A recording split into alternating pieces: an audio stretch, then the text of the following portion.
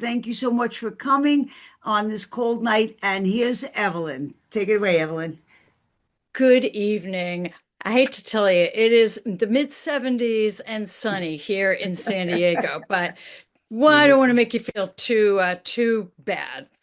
But tonight we are going to continue talking about the Protestant Reformation, and really after Martin Luther sort of gets things rolling.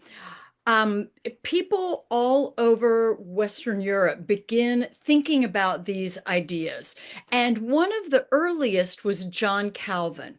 We had a question last week about whether asking if Luther ever met Calvin. No, they did not. It seems like Calvin was like 26 years younger than Luther, and it sounds like he kind of maybe reached out to Luther through an intermediary, but Luther was very suspicious of Calvin because Calvin did not believe that the dual substances of body and bread and wine and blood were present in the Eucharist. So in essence, what happened was theology, Protestant theology just kept on evolving, changing, growing, moving far past what Luther had any ideas about. So turning to John Calvin, he was French. So his name was Jean. His father wanted him to be a priest originally, but then figured that becoming a lawyer would be more financially lucrative, and so Calvin trained as a humanist lawyer, so an attorney who really based his understanding of the law in the principles of Renaissance humanism. At some point, he felt that law was not the way to go, and we don't know exactly when he broke from the Catholic Church. Interestingly, he was never ordained as a priest, but he was a faithful Catholic, this attorney, and scholars believe that he broke from the Catholic Church around 1530, but Calvin did not write nearly as much about kind of the state of his soul as Luther did. So we do not have a specific moment or date where Calvin says, "I'm out of here." Um, he began writing his major work called The Institutes of the Christian Religion as an apologia, as a defense of this new understanding of the Christian faith. He began in 1536. It originally only had a couple hundred pages. By the final edition in 1559, it had like 400 pages, and it had grown to like 18 separate books. Um, Calvin recognized that there was going to be violence against him as a Protestant in France. So in 1536, he moves to Switzerland, and he ultimately ends up in Geneva. He was not ordained, but he did take up pastoral duties, particularly writing, preaching. At one point, he was preaching 5 times a week. And I read he did 200 sermons on the book of Deuteronomy alone. That's, I'm not sure if that's impressive or kind of scary. But Switzerland was much more open to religious diversity than France, and ultimately, the leaders of Geneva asked Calvin to kind of remake the city according to Calvin's ideas. And so, I say here, Geneva becomes a Calvinist city around 1541. And so I think you could say accurately that Calvin becomes both a religious leader and a civil leader in Geneva. And we'll look at this in just a sec, but the Calvin's Christian theology is the basis for the legal system in Geneva. Um, what else? I think, oh, I did want to note that Calvin's followers, it's hard to find someone, there's no denomination today called the Calvinists. His followers come to be known as Reformed. So the Dutch Reform, Swiss Reformed, both come from Calvin. In England, the Calvinists originally are known as Puritans, those who want to purify the Church of England. Well, a lot more about that next week. In Scotland, the form of church government, the polity that the followers of Calvin adopt is Presbyterian polity, that is kind of government by presbyters or elders. And so in Scotland, they come to be known as Presbyterians. The Calvin's, it's so interesting to try to explain Calvin's beliefs and practices in a way that 21st century people can really follow. But I'm going to give it a try. And really, I encourage you to sort of think about what this would be like, could be like in a 16th century context. The acronym by which students of many generations, including myself, learned Calvinist theology is through the acronym TULIPS. And the Netherlands end up having, Dutch Reform, they end up having a lot of Calvinists. So TULIPS, Holland, I don't know. You can just arrange it this way and it spells tulips. A critical aspect of Calvin's theology is the idea of total depravity. This is his understanding of original sin, and it's very similar to Augustine's, that human beings since the fall have been riddled with sin, and that sin is passed down from generation to generation. And this, for Calvin, this idea of total depravity is, I had one professor who said, human beings are lower than a tick on the belly of a snake. So even for Calvin, even acts that you might think of as good things are still totally depraved and selfish. You help an older person across the street. Aren't you wonderful? And so the idea, maybe I'll get a reward. Maybe this wonderful thing I've done will get picked up in the paper. Maybe I'll get even gratitude. So according to Calvin, in every single act, there is the stink of ink. And again, I picked up these things from my professors from back in the 80s and 90s, that for Calvin, sin is such that it's like a drop of ink that goes into a glass of water and it permeates the entire glass. So in Calvin's view of total depravity, everyone should go to hell. There is no one who can merit going to heaven, who can deserve or earn eternal life. So according to Calvin, in God's grace, God has selected a few, we don't know how many, a few to go to heaven, and the rest of us will get what we deserve, and that is to go to hell. This is the idea of unconditional election. So the idea is that sort of before the dawn of time, God made these decisions, and this is called double predestination, that God has predestined some to go to heaven and some to go to hell. Now, this is Calvin's idea of justification by faith through grace that we talked about last week. However, Calvin is going to say that faith comes from grace, Grace is a gift from God that God does not give to everybody. Now, for Calvin, this was a liberating kind of a gospel because it was total socially democratic, socially leveling. Anyone from the homeless person in the gutter to a king or a queen could be among the elect.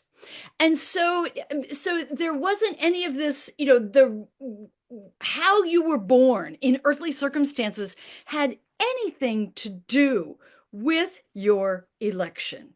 So we end up with kind of two groups, the elect and the damned. Luther's view has sometimes been called like single predestination. He definitely talks about those who are saved, those to whom God has given grace, who've been given faith through God's grace. But he doesn't, unlike Calvin, Luther does not sort of go the next logical step and saying, well, those who haven't received the gift of faith by God's grace must be damned. So the L, I, and P really come from this idea of total depravity and unconditional election. I want to note that another name for the elects are the elect are the saints. So we've got the saints who are going to heaven. Again, not on any merit of their own, but simply because they have been chosen by God. And then those who are the sinners, the damned, etc. What that means then logically is that Christ's atoning death on the cross is limited to those who are the elect. So Christ died only for the elect. That's the idea of limited atonement. Irresistible grace means that if God has selected you to be one of the elect, one of the saints, you cannot turn it down. So God's grace, the faith that comes from that grace, is irresistible. You can't say, oh, sorry, God, I'd rather spend eternity in hell. No, I don't want to. No, if God has selected you, that's your ticket.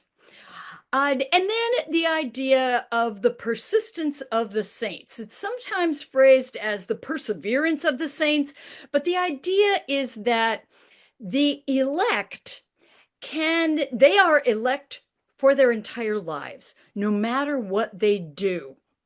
Now, Calvin would say that if you're a convicted axe murderer, you might not be among the elect, but you cannot know for sure. And we're going to see the problem. You may be thinking of this along with me. Well, if you don't know who are the elect and who are the damned, if what you do on earth has no bearing on your heavenly status or your status in the afterlife, what's the motivation to stand up and fly right? What's the incentive to be a good person? Well, that becomes a problem. But I want to conclude the S in tulips, in a way, it should really be the first, but then it would be stulip and it wouldn't make any sense.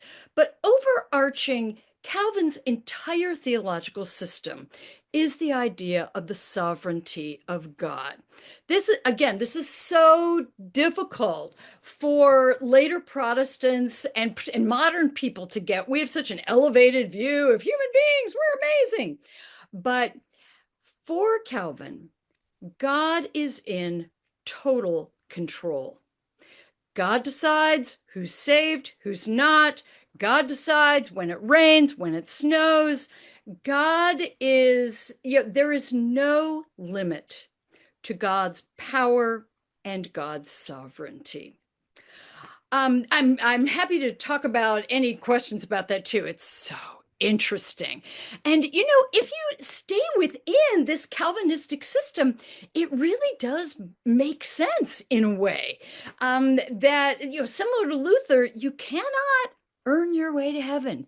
No one merits eternal life, but they have to be given it, given the gift of faith through God's grace. Turning to Calvin's ethical system, he believes that those who are the elect will um, will become holy, will live holy, disciplined, sanctified lives. Now, don't get this wrong. If you lead a sanctified life, that does not mean that you are among the elect. But those elect, or people might be able to give hints that they are among the elect through leading holy lives. So it is similar to Luther in that it's after you're a sinner, you become elect, and then you begin acting as a disciple of Christ. You act in an ethical and moral way. Calvin was also a big believer in the importance of bringing this gospel to human society. I'd say here, he brings a kind of desire and activism to Christianize society, to make over society politically, economically, in terms of education, even entertainment, would come under Calvin's overarching system. So Calvinists are among those who are the most active in bringing morality to society, whether that is, well, I was going to give a modern example, but I'm not going to do that. We are going to see this kind of activism again in a couple weeks when we talk about Christian nationalism and Trump. Stay tuned. The other thing about Calvin's ethical system that I want to note is it is highly legalistic. The guy was a lawyer, for heaven's sake. And so the idea of there's a casuistry, kind of, like I say, a kind of legalism to Calvin's ethical system. Again, it's either or. You are elect or you are damned. You're a saint or you're going to hell. And again, you are acting in a holy, moral, ethical way, or you're not. There's no gray area with Calvin. I put up a photo of him, or not a photo, of course, a picture of him here just to give an idea of what he looked like. He did marry. He had a child who died in infancy. His wife also died very early. So but he did feel like it was important to marry again as a blow to clerical celibacy. In terms of ritual life, Calvin did 2 sacraments, the Lord's Supper and baptism, just like Luther. However, he was different in he did not believe in kind of the real presence of Christ in the elements of the bread and the wine. He did believe in a kind of spiritual presence. But it was not, there was no changing of substance, no transubstantiation, and even no kind of mutual substance. It is the presence of Christ that is in the elements, not the substance of Christ's blood and body. In terms of organization, Calvin was theoretically advocated the separation of church and state. In practice, not so much. He definitely, I call it here a church-state marriage, certainly in kind of very, very technical terms, it was not a theocracy. However, ministers, pastors, theologians did in some cases, were appointed to high office, and they were the constant advisors, consultants to political leadership. So again, Calvin didn't have any problem with ministers holding political office, but it was just going to be hard to do that and serve a church at the same time. So this there was no episcopacy. Again, this is another change from Luther. In Geneva, Calvin institutes four different clerical offices. First, there was the pastor, whose job it was to preach. There was the teacher or the doctor, whose job it was to teach. There was an elder who was in charge of kind of discipline, of discipleship, and then fourthly there were deacons, and deacons the responsibility of deacons was to care for the poor and the needy. Otherwise, pretty much the same as Luther. Again, Luther didn't have any problems with state churches, and Christianity having a very close relationship with the state. Not long after Calvin, people, some in Switzerland, but in Germany and eventually Austria and the Netherlands, other places in Northern Europe, Christians started taking Luther's and Calvin's ideas to their extremes. Some might say they're logical conclusions. They wanted to reform the church from the root. They are called the Radical Reformation. And so these folks were biblical literalists. They just wanted to tear down the entire church. So they were not reforming anything. They wanted to tear down the Catholic Church as it existed and start all new, start over again. There are a number of different groups, but the two largest groups and the ones that still exist today in some form are the Anabaptists and the Mennonites. The Anabaptists got their name from Anna is a prefix that means again or re.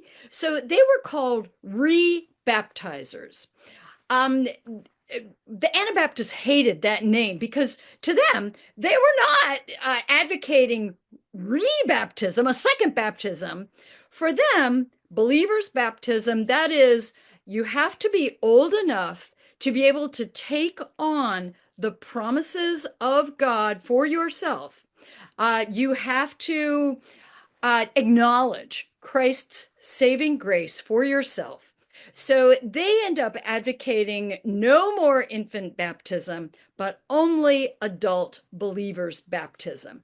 And so that's why they got the name rebaptizers, but they saw that as a slur because for them, infant baptism was invalid because you could not, say for yourself whether you wanted to become a Christian.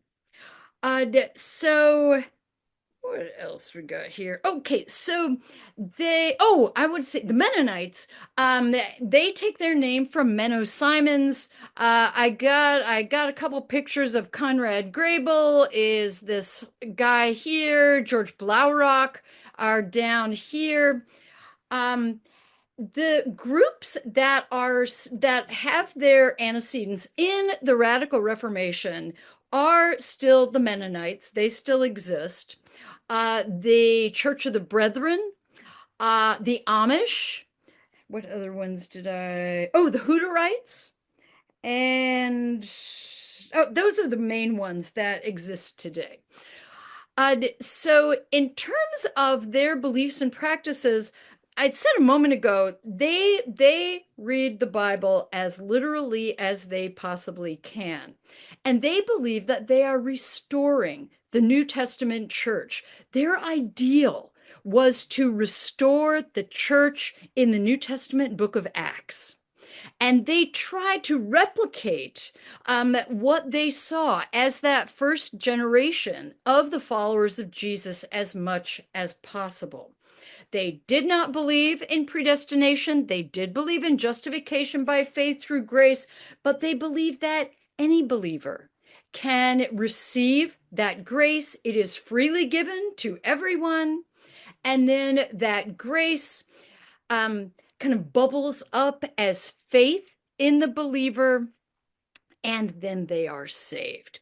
They're not universalists. They don't believe that everybody is saved, but they are saying that God's grace and the gift of faith are available to anyone who will accept that gift, who will agree to become a disciple of Christ. In terms of ethics, most of these groups were pacifists, not all, but nearly all of them. And they're often called, today, they're called the peace churches. Again, Old Order Mennonites, Church of the Brethren, the Bruderhof, the Hutterites are all in this group of believing that you must not take up arms for any reason. This really got them in trouble with the state, with the countries where they were living. More about that in just a minute. They also believed in a kind of egalitarianism. They believed in a simple lifestyle. They believed in sharing of goods. Again, think of those first chapters of Acts where it says that the believers shared everything in common, and that was how the radical reformers operated. For their time, they were remarkably egalitarian, even in terms of gender. And so a number of women, while they were not allowed to be leaders, they weren't allowed to be, well, there really were no formal clergy, but they were not allowed to teach men. Let's go with that. There were many women Anabaptists and Mennonites, women in the Radical Reformation. In terms of ritual, we've seen this again, but the radicals go even further. In terms of now, the Lord's Supper and baptism are not sacraments. They are ordinances. There is no spiritual presence of Christ. There is no actual presence of Christ. The Lord's Supper is a memorial meal. It is, do this in remembrance of me. So the Lord's Supper becomes a commemoration of Jesus' last week on earth, his death and resurrection. And I already mentioned believers' baptism. Again, usually as adults, no sprinkling, but they did do immersion and then they did do pouring. I used to pour water on my head in the classroom to demonstrate this mode of baptism, and it definitely got the students' attention, but I'm not going to do that tonight. Otherwise, same as Calvin. In terms of organization, in terms of community, the radical reformers, I think, diverged the most from Calvin and Luther. They believed in the complete separation of church and state. Many of them, and we see this in the Amish and Old Order Mennonites today, believed in separation from the world even. But they believed in gathered churches. That is, again, if grace is available to everyone, the church, it becomes that group of believers who come together, again, not to receive salvation, but a group of believers who come to nurture one another's faith, to deepen their own and others' faith. So again, this voluntary church, so they don't have churches where people automatically go.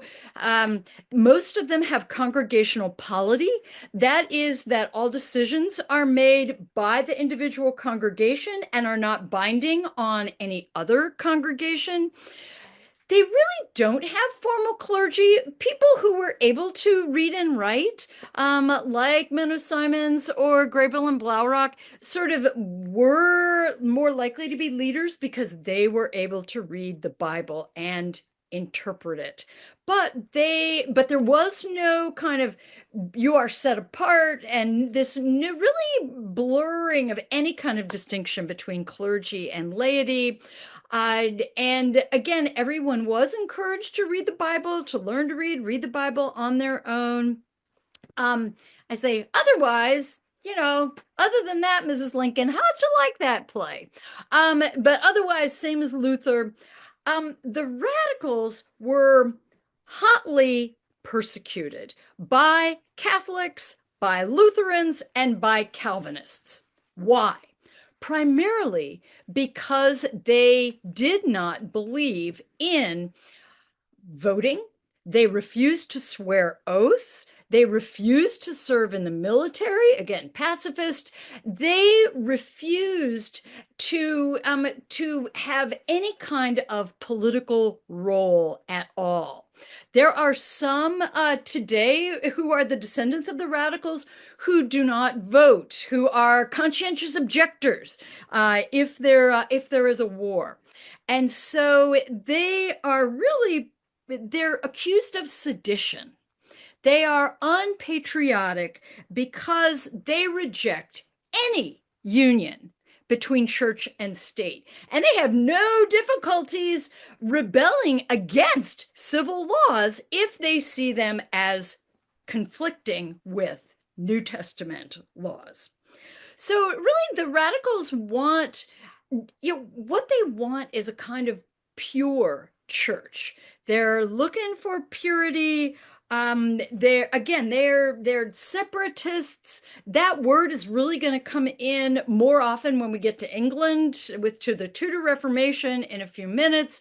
But the radicals really, they diverge from the Roman Catholic Church to the furthest. They're really going out there to the nth degree. And they are burned at the stake. They are, they're hung. I mean, they're murdered in droves. And they comprise a very small percentage of Protestants in the United States today, but they are very distinctive in their views. And they still believe in a very clear separation of church and state. Let's see. Did I say everything I wanted to say there? I think so. And again, I think I said this, that the Radical Reformation did emerge first in Germany, then it moved to Switzerland, Austria, the Netherlands. I think I said that already. Okay. Moving on to a very different sort of Reformation. Many of us may know the story of Henry VIII, and I want to note here that the dates that are after each of these monarchs are the dates where they reigned as the King or Queen of England. This is not their birth, it's usually their death dates, but these are not their birth dates. So as we've seen in lots of movies, Henry VIII was a very strong leader, and it was critical to him that he have a son. And his first wife was a devout Catholic Spanish princess, Catherine of Aragon, whose nephew happened to be the emperor of the Holy Roman Empire, under whose sort of thumb the Pope was. So it was Pope Benedict, then Pope Leo, I think. But Henry VIII wanted a male heir. And Catherine of Aragon had a daughter named Mary, who again was raised Catholic, a devout Catholic. Again, before Henry, all of England was a purely and solely exclusively Catholic nation. There were some, well, that's not quite right. There were some like John Wycliffe, William Tyndale. There were some kind of we might call them proto-Protestants. They were dispatched pretty quickly. But Henry wanted a male heir. And a woman named Anne Boleyn comes into his orbit. She's smart, she's witty, she speaks French, she's, utterly beguiling. And Henry wants to marry her, so he asks the Pope for an annulment. The Pope refuses to give it to him. Henry's grounds were really convoluted, I think is the right word. Catherine of Aragon had first been married to Henry's brother, Arthur, who was, the first Prince of Wales who was going to succeed Henry VII. But Arthur died about 6 months into their marriage. It was debated whether it was ever consummated. But to Henry, because Catherine of Aragon had married his brother Arthur, that meant that he was violating Deuteronomic law by, not marrying his brother's wife. So it was really weak, very weak argument. And the Pope, I think, rightfully, refused to annul Henry's marriage to Catherine. Henry finally decides, and he's replaced, like Cardinal Wolsey. He has replaced kind of the senior Catholics in his orbit with people who are more and more interested in Protestant ideas, like Thomas Cranmer. And so gradually and finally in 1534, Henry declares himself the head of the Church of England. So Henry, in other words, breaks away from the Catholic Church and forms the Church of England with who else? Himself as the head. He closes down the monasteries. He, has all the money that the monasteries were making sent to his treasury. So it was definitely a successful money-making endeavor. It was called the Church of England, also called the Anglican Church. In the United States, because of the associations with England immediately after the Revolutionary War, the Worldwide Anglican Communion is what it's called today, is known as the Episcopal Church in the United States. Episcopal because they have ruled by bishops. So Henry declares himself the head of the Church of England, closes down the monasteries, and for the remainder of Henry's reign, things pretty much stay, scholars call it Anglo-Catholic. They still have 7 sacraments. They still have leaders that are called priests. They do, clerical celibacy is expected.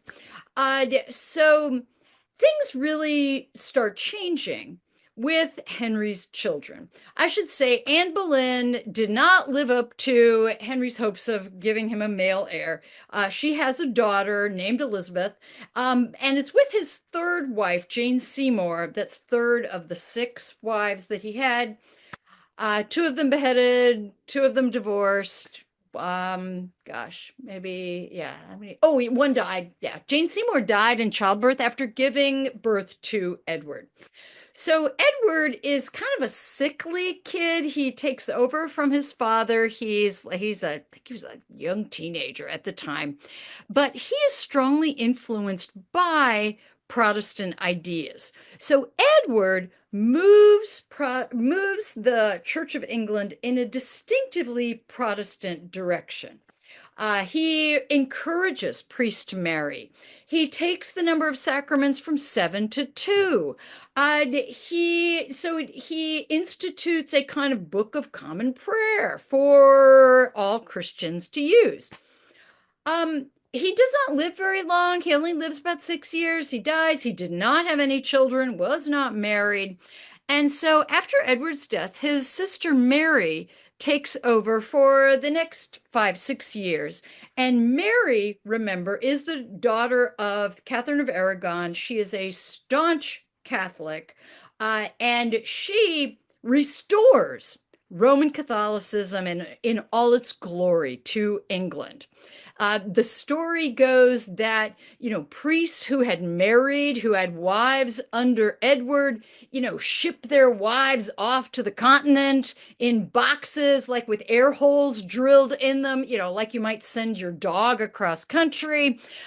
So Mary restores Catholicism, seven sacraments, clerical celibacy, and she also persecutes Protestants.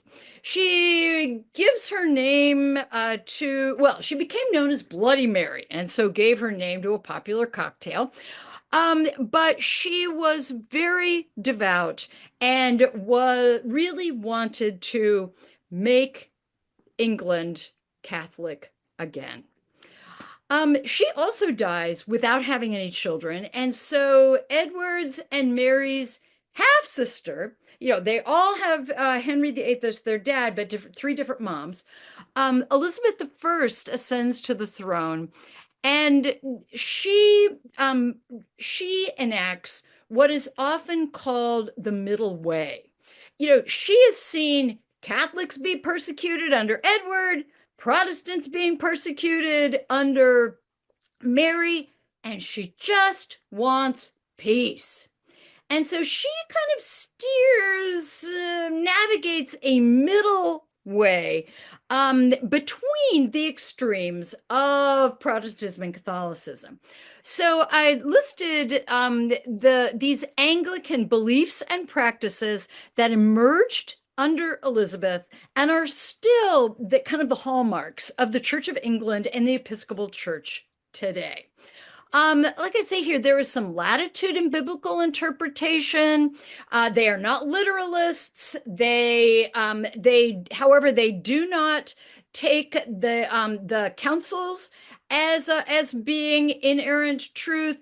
They do respect tradition, but they also incorporate kind of rationalism, reason, logic into their understanding of the Bible. The Anglicans also reject predestination. Again, the idea that God's gift of grace is available to everyone. You have to accept it, and your faith will save you, help you go to heaven. And Elizabeth pioneered a kind of religious toleration within the Church of England, as long as you were not extreme, and as long as you were loyal to the crown. Loyalty for Elizabeth was much more important than, I think I say this, I say this under ethics. This kind of tolerance of diverging views, as long as you're not trying to, kill each other, you're not like separating from the world, you're not burning people at the stake. Ethics, no indulgences. Let's see, I should say Luther, no indulgences. The radical reformers, of course, no indulgences. Calvinism, no indulgences. But Maria sent me a link after last week that plenary indulgences still exist. However, what happened at the Fourth Lateran Council is that any financial aspect of indulgences was dropped, was eliminated. So while you can still be granted an indulgence today, that is time out of purgatory for any unconfessed sins that are on your soul, you do not have to pay for it. The Pope can grant indulgences if you make a pilgrimage, if you are doing good works, etc. So no indulgences. There's a greater sense of individual ethics, tolerance of some ethical diversity. I mean, Ten Commandments still in there as part of the legal system, but there is a kind of endorsement of kind of the British way of doing things. I say here, a cultural status quo. Again, while loyalty to the crown is the most important thing. So you can kind of believe what you want, and within reason, you can act how you want, as long as you pledge your loyalty to the sovereign, who continues to this day to be the head of the Church of England. Um, Interestingly, this is just a total tangent, but one of the reasons why Charles, who's king now, but was when he was the Prince of Wales and married to Diana, one of the reasons why it was so hard for them to divorce was that, divorce was taboo within the Anglican Church. And so, in order to have like a divorced monarch, that was really bad. And again, people in England in the Anglican Church get divorced all the time, but it was the symbolism of your monarch, your sovereign, being divorced that seemed like a clear violation um, of church law. Plus, it was clear he had committed adultery. Of course, so had she, but that's another story, another Spirit Alive session. So in terms of ritual, what comes to be published is what is called the Book of Common Prayer, and it outlines the entire worship service. It's like an Anglican missal. Um, so it is a book of worship that stipulates morning prayers, evensong, compline, etc. So they and it does reflect the theology and the kind of greater latitude in biblical interpretation. But the Book of Common Prayer guides all worship for Anglicans, in that you can go to an Episcopal or an Anglican church anywhere in the world on a Sunday, and the biblical readings will be the same. Super interesting. Two sacraments, again, a kind of compromise between radical Protestantism, radical reformers, and Catholicism. Infant baptism, not believers' baptism, and the Eucharist. Anglicans and Episcopalians today go back to calling it the Eucharist. Some certainly believe that there is, more like Calvin, a kind of spiritual presence of Christ in the elements. Now you have high church Anglicans and low church Anglicans. High church Anglicans would, have incense and statues and architecture. There are saints within the Anglican Church. Low church Episcopalians, low church Anglicans, not so much. And again, that reflects this latitude in all aspects of Christian belief and practice. However, within the Church of England, especially during Elizabeth, there was certainly a kind of a maintenance of a Catholic sense of mystery, again, the use of incense, music, and the architecture in the Church of England ended up looking a lot like Catholic churches on the continent. And a tolerance for whatever you believe about the elements of the bread and the wine. Again, sort of, you can believe what you want about, it's just bread, it's just wine. The real presence is there. Not only the real presence, but the substance is also there. Or that the elements are completely transformed into the body and the blood of Christ. In terms of organization, no papal authority. Again, the ostensible head of the church is the king or queen, is the monarch. In practice, I think I actually say this down here. Yeah. In practice, the Bishop of Canterbury really is the head of the Anglican Communion. And so far they've all been men, but today there are women clergy, there are women priests, women bishops within the Episcopal Church. That has created some tension in the worldwide Anglican Communion in other countries where they're more, men only. But I am digressing. But we have married clergy, but they're not called ministers or pastors. They are called priests. One of the funniest things, I had a colleague who was ordained as a priest and who's like, all right, do you call me Mother Ellen? Worse, Father Ellen? She preferred Reverend Ellen.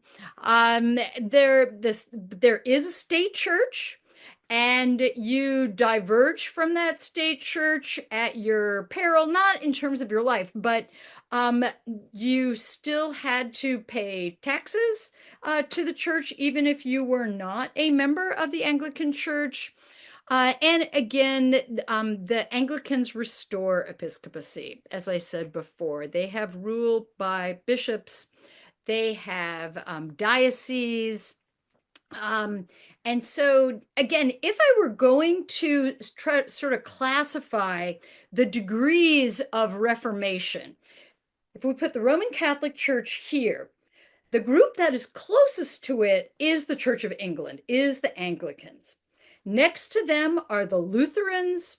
A little bit further from Catholicism are the Calvinists. And as I said a few minutes ago, the furthest out, the most divergent from Roman Catholicism is the radicals, are the radical reformers. I do want to note here, this is kind of a preview for next week, that there were dissenters from the Anglican Church within Elizabeth's lifetime, but particularly after her death. She did not marry, she did not have children, she's known as the Virgin Queen. And so it was her nephew, I think James the Sixth of Scotland, and I think it was James the Sixth. I should check that. But James the First of England took over as the king. His mother had been Catholic, but all of Scotland was heavily influenced by the Calvinist Reformation, and so the Presbyterians were super strong there. But there were those within the Church of England who wanted to follow Knox in Scotland, who wanted, from their view, to purify the Church of England. They became known as Puritans. They are one of the groups that comes to the colonies, the British, to establish a British colony, and more about them next week. Today, there are not Puritan churches, but congregational churches, Presbyterian churches, the United Church of Christ have their roots in Calvinism from England, sort of with a detour to Scotland. There were those, however, who rejected the Church of England altogether. They didn't want to reform it or purify it from within. They just wanted to leave it behind and be left alone to do their thing. They were, understandably, called separatists. They wanted to separate from the Church of England completely.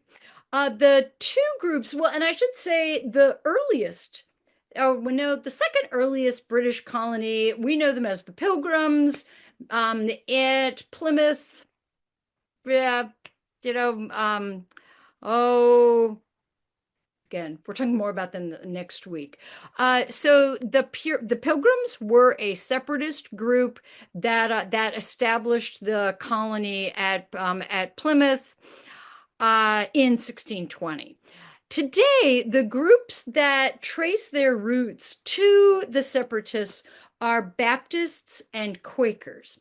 Well, you might be confused because Baptist sounds a lot like Anabaptist, and it has been a huge issue in among Baptist historians whether or not the Baptists today really can trace their ancestry back to the Anabaptists in the Radical Reformation.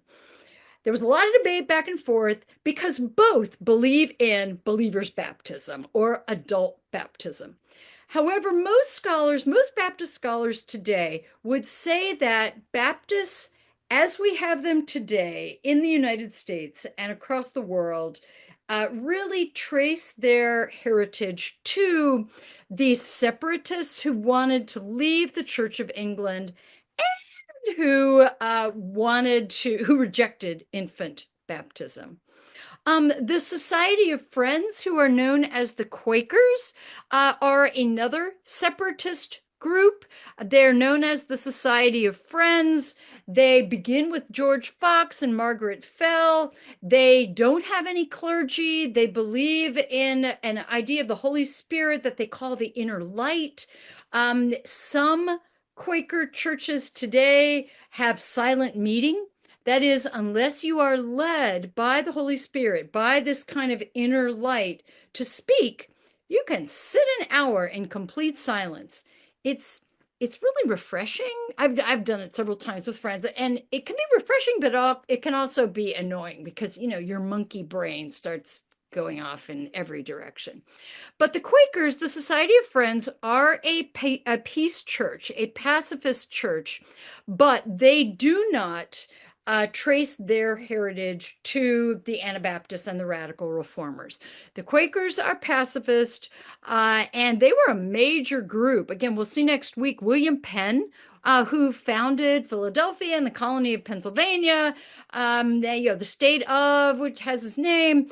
They started out as Quakers, but because they were pacifist, they did not support the colonial side in the Revolutionary War, and so they emerged as kind of losers. And they're again a small group today. A couple of decades, well, no, about a century or so after, actually a little bit more than a century, more like the 1730s and 40s, a John Wesley, who is an Anglican priest, begins what he calls a spiritual method. It was a particular way of understanding the Bible, of understanding worship and prayer and church government. And his descendants today are known as the Methodists. So the Methodists, so you could say the Puritans, the Separatists, and the Methodists all emerge in some way from the Church of England, again, which is known, they all split in different ways, but we will be talking, we're going to move across the pond and be looking at the initial British colonies next week and the influence particularly that the Puritans had in the formation of what would become the 13 colonies and then the United States. I think I said everything I want to say. Again, I tried to sprinkle in both contemporary and kind of the classics about these three traditions, about Calvin, about the Radical Reformation, and also about the Tudor Reformation. Let me stop sharing. I would love to have questions. I think today Maria is going to read the questions because I thought it was probably confusing last week if I read the question and then did the answer. Okay, so the first one is, hello, is someone confirmed in both the Episcopal and Catholic churches there are 7 sacraments in the Episcopal Church, and there's also monasticism? Oh, and well, as far as I know, let me check up on that. As far as I know, all Anglicans, all Episcopalians only go with 2 that are called sacraments. They do have confession, they have marriage, they have funeral rituals, but as far as I know, they are not considered sacraments. Monasticism, I'm also going to I've never heard of an Anglican monastery, but I really appreciate that question. And you sound like, yeah, no. So let me look that up. Boy, that would be certainly an exception to the main line. But actually, there have been very active moves since the 1970s for the Anglican, the Episcopalians, and the Catholic Church to reconcile. Women priests has been a big sticking point. But beyond that, there's been union, there's been theological agreement, so council or not councils, but conferences that have brought together representatives from both. But I really appreciate the question, sacraments and monasticism. Hmm. I'm happy to admit that I'm wrong. I mean, actually, I hate to admit that I'm wrong. Um, oh, call the midwife. Those are Anglican nuns. Oh, that's a good point. Yes. That's true. That is true. Let me look it up. Yep. Let me find Well, out more. Thank you. they're nuns, but that doesn't mean that that's a monastic community. I mean, I think they Oh, were good point.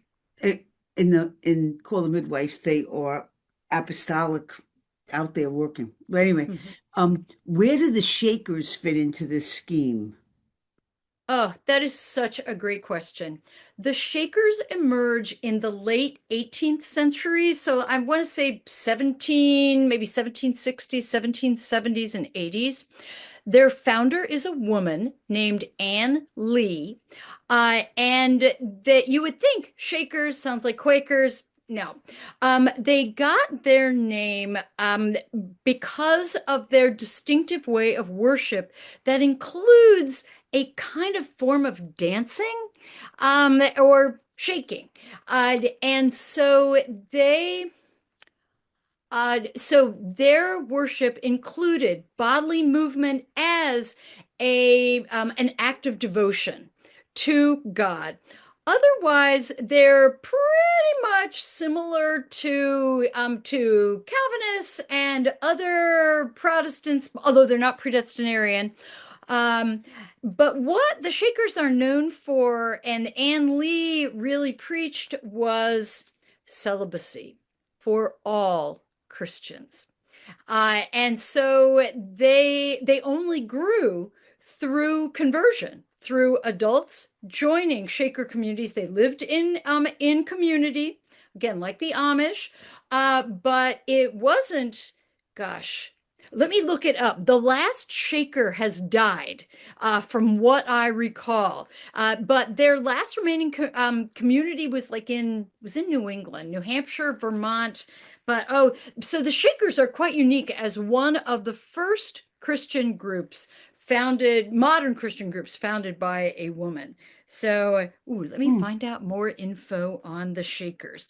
So they were known as the Shakers because they shook.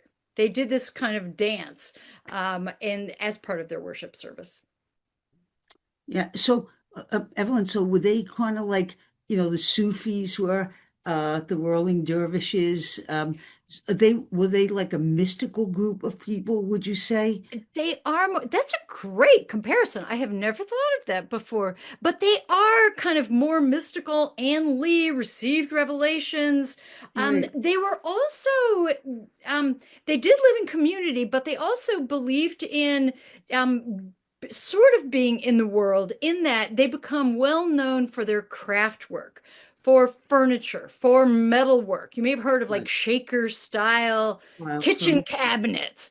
right. So they were extremely successful in business, and they really, their peak was in like the 1840s and 50s. So they were extremely popular in the first half of the 19th century and drew people in communities from as far away as Ohio up through Pennsylvania and New England. And this, again, I think for some women and maybe men too, not being married, not having children, being able to devote yourself to your work, your spiritual work, and your work in arts and crafts was a kind of liberation, is kind of my Right. guess. Right. Two people commented, Mhm. one after the other, that there are Episcopal women religious. There was a community on the Upper West Side of Manhattan, and there was an Anglican monastery in West Park, New York, Holy Cross Oh, Monastery. So, and thank you so I do think much. there is a tradition of monasticism. I, may I go back to uh, the the the Calvinist or Calvin. Mhm. Evelyn, do you know this? I mean, apart from a text in Romans at chapter 8, those he foreknew, he foredestined.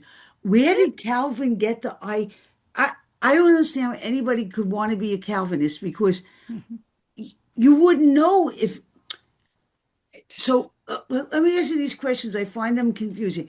I don't think there's much scriptural evidence for predestination, Mhm. but so you're a man or a woman on the street, and Calvin is preaching what he's preaching, that there's the elect saved, and then okay. How do you know how do you know if you're among the elect or you are among the damned? And without knowing that you even had a possibility to be among the elect because it was Mhm. foreordained by God. Why would you Mhm. join this group of people? I mean, and Mhm.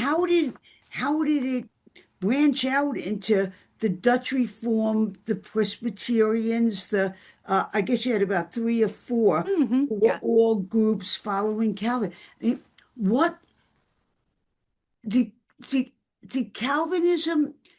I mean, is it still an attractive religion in the world that we live in?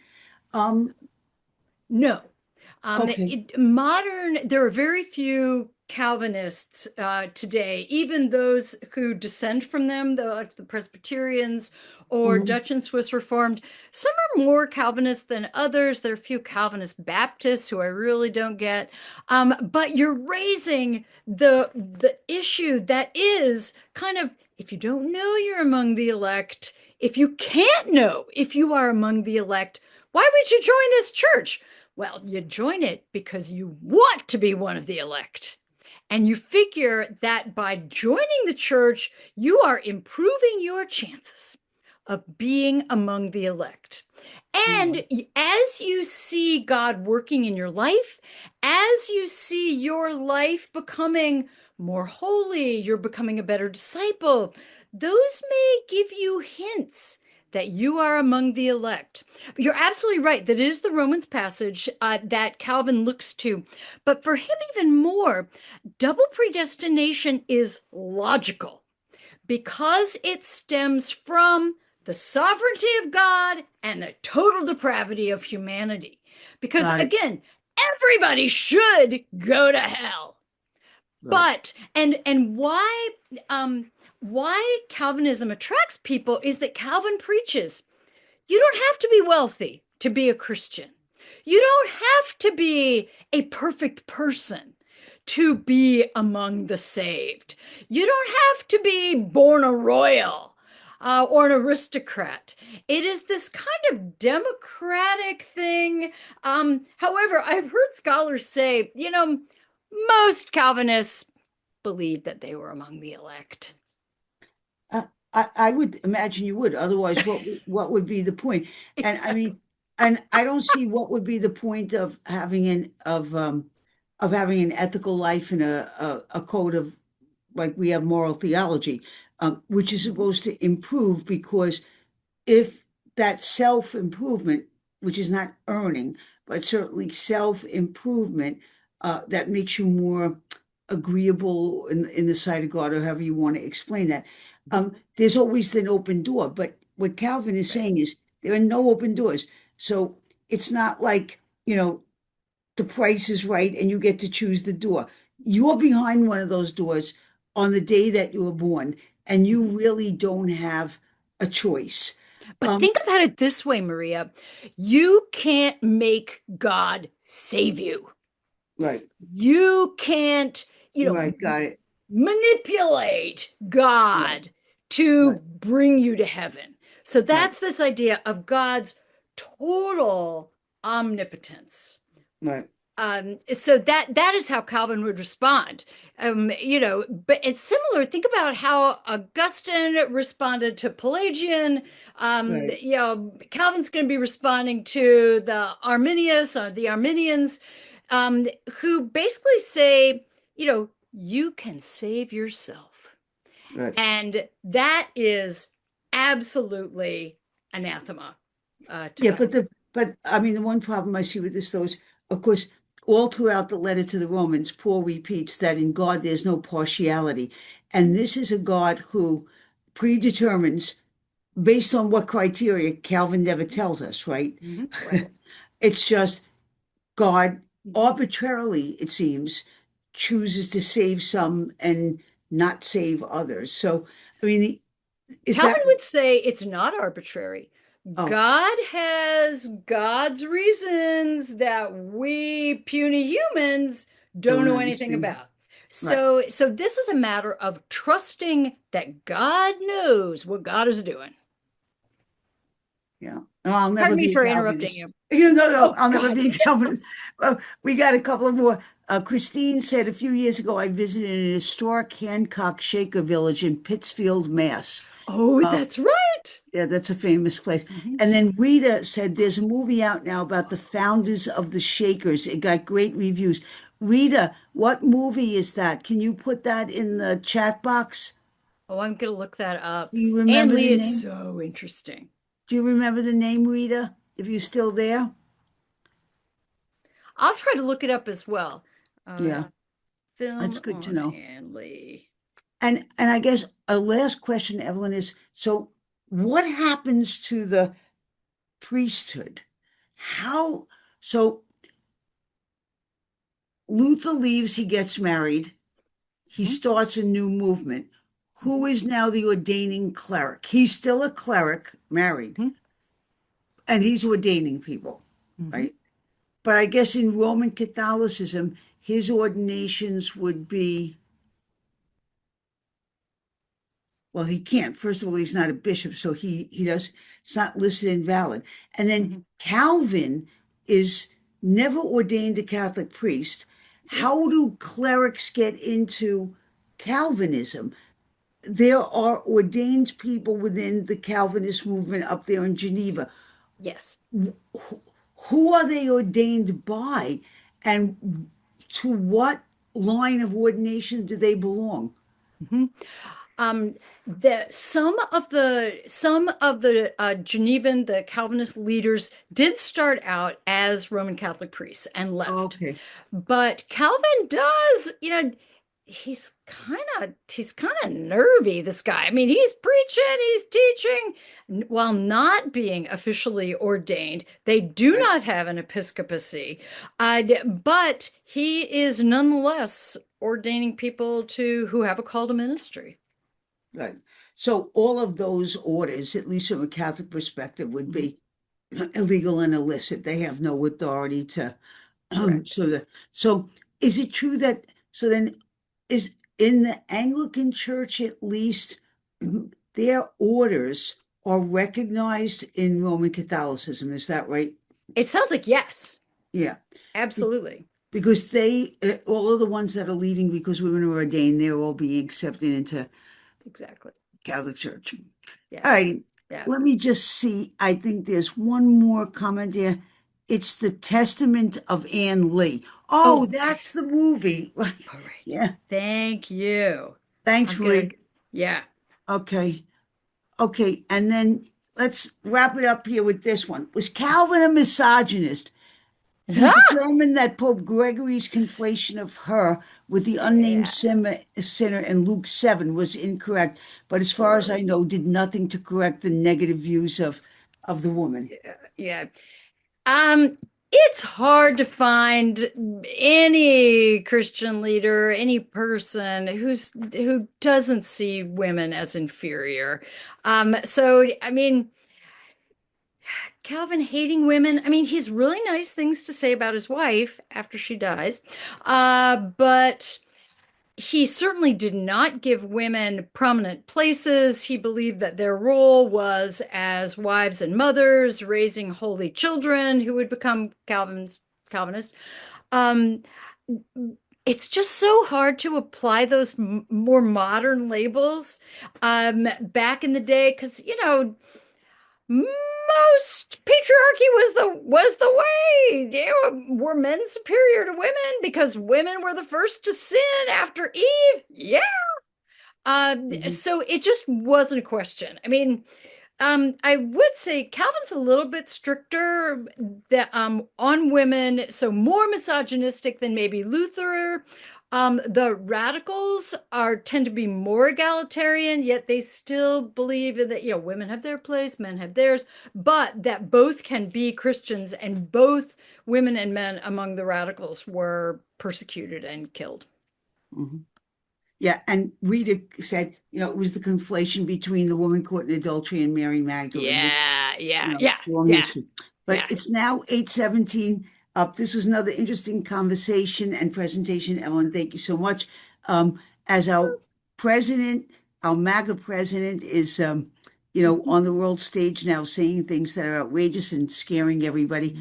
Let's just pray tonight as we conclude that sage and sane men and women lead us on the path of peace. Amen. Good night, everybody. Amen. See you next week. Thanks, Ev. Thanks so much. Good Bye bye. night.